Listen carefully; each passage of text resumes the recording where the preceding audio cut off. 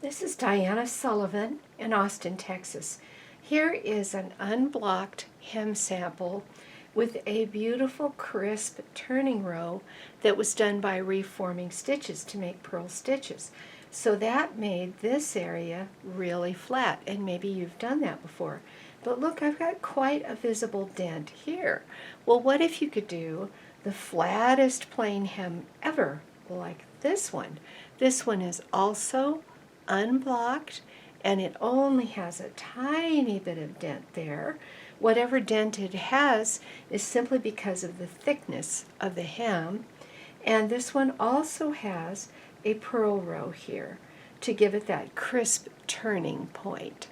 So let me show you how I did this unusual little hem. This hem starts very simply with an Ewrap on every other needle. So I have brought every other needle out to hold position, and using the yarn for my hem, which is this light blue, I'm going to Ewrap on. Now you have to stop and think about how deep you want your hem to be. That is, how many rows of hem do you want on the outside above the turning row? So as I think about this, I want my hem on the outside above the turning row to be 6 rows deep. So on the inside, this Ewrap is going to count as 2 rows. Even though it's only on every other needle, it adds some depth to the inside. Now I put out the in-between needles, and since I want a 6-row hem, I'm only going to knit 4 rows for this inside hem because I'm counting the Ewrap as 2 rows.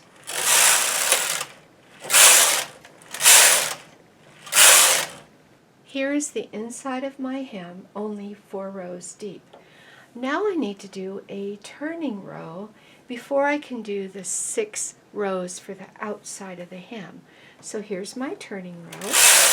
I've stayed at the same tension, but the thing I'm doing that you don't usually do is I am reforming the last row into a turning row. Now you could do this with a garter bar, but I am going to do it with a latch tool. You do not have to do the in-stitch, but I'll do it just in case you want to. The in-stitch is normally in a seam. So I put my tool in the stitch 1 row down and pull down after dropping it off the needle, and of course that unraveled. But now I use this tool to pull this loop through manually, and that formed on my side a knit stitch. On the public side of this work, it forms a purl stitch. Now I do this next one, I put my tool in, and then I drop the stitch. Then I tug downward, and that stitch unravels, and I knit it through and push my tool in far enough so that the new loop is below the latch, and then I can use my tool as a transfer tool and put that stitch on the needle. And I do it again. You see this horizontal bar, I go right below that, and then I drop the stitch off the needle, tug downward, and use this tool to reform the stitch, push the tool in deeper, and then hang the stitch on the needle. I'm going to do this all the way across. I mentioned earlier that you can turn the stitches with a garter bar, but maybe with only a few stitches to do, you might not want to bother just finding the garter bar and getting it out. In my case, I want to show how you do this in case you don't even have a garter bar. All my stitches are reformed. As I look at them, they look like knit stitches, but of course on the public side of the knitting, they are purl stitches, and they make that ridge that we want. Now, as I mentioned earlier, this was going to be a 6-row hem on the outside, so now I'm going to knit 6 rows.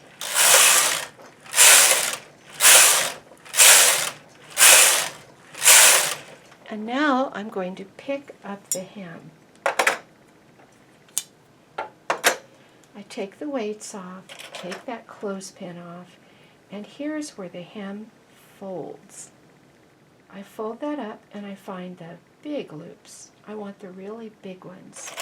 And I put the first big loop on the second needle, like that. And then I skip a needle and pick the next big loop on the fourth needle, skip a needle, put the next big loop on the sixth needle. So you see these needles are empty. Skip a loop, put the next big needle on the eighth, and so forth, on across the bed, just picking up on every other needle. And of course this goes fast.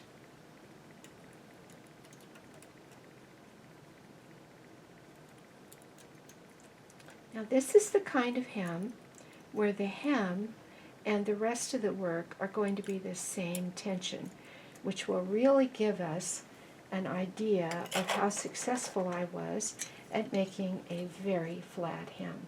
I'm just putting weights on this for knitting, and I'm going to knit some rows. That would be the rows above the hem, so we can look at how flat I got it.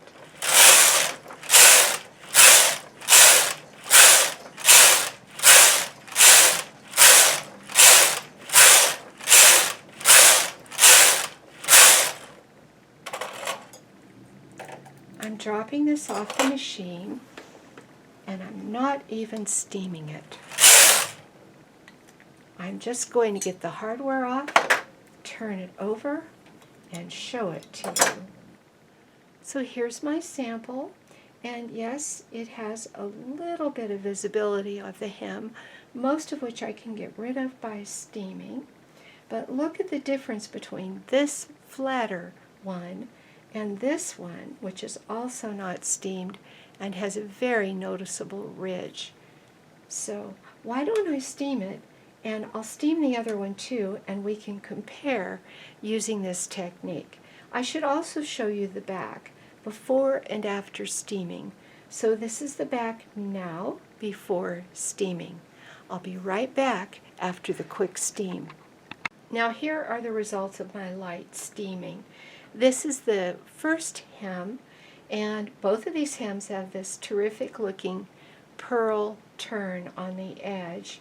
Here's how it looks on the outside, and here's how it looks on the inside. It's clear to me that the inside looks better, but that the outside has much more of a lump than the other sample. Here's the other sample. Here's the outside. Practically no lump at all. But the inside doesn't look quite as good because it has these loopy areas where I only picked up every other stitch of and every other stitch Ewrap.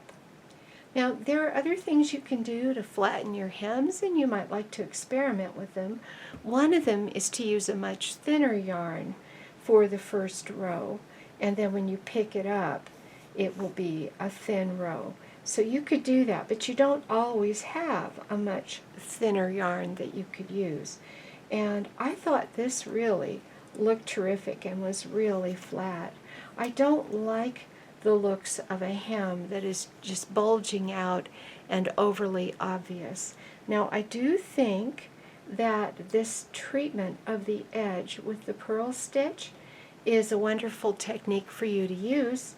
And there are lots of times when you're going to want to reform a knit stitch into a purl stitch.